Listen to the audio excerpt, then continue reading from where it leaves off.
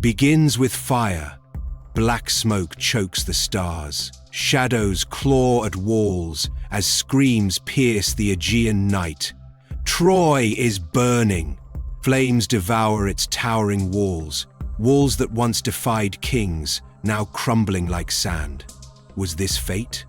Or deception? A city of power, now in ruins. A kingdom brought to its knees. Was it a queen's betrayal? A king's pride? Or a war machine disguised as a gift? For 3,000 years, the world believed this was only a story, a legend crafted by a poet meant to inspire. But what if it wasn't? What if Troy was real? And what if the ruins of this lost city still whisper its secrets? A city lost in legend, a war written in blood, a mystery that still defies time. This is Troy. For over 2,000 years, the name Troy has echoed through history, immortalized in poetry, art, and legend.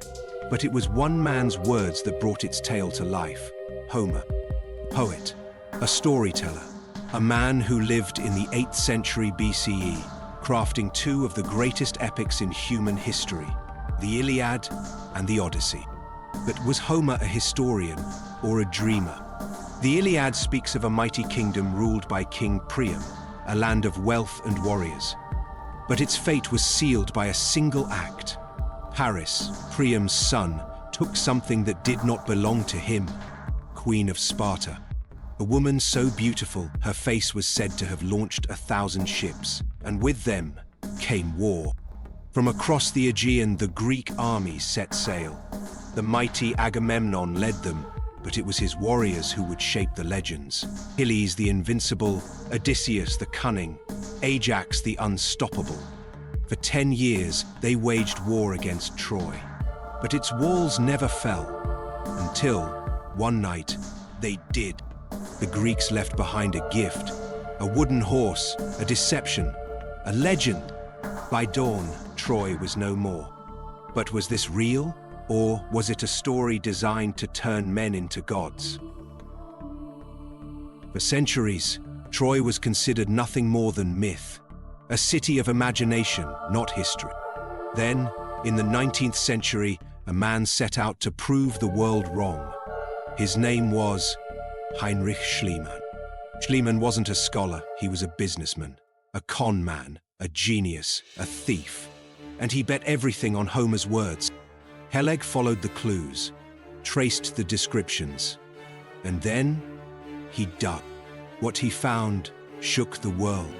As beneath the earth, at a site called Hisarlik, Schliemann unearthed an ancient city. Walls thicker than myth had described, towers as tall as Homer's words had painted, and deep within he found treasure. A golden hoard, jewelry gleaming in the sunlight after thousands of years. Had he found Troy?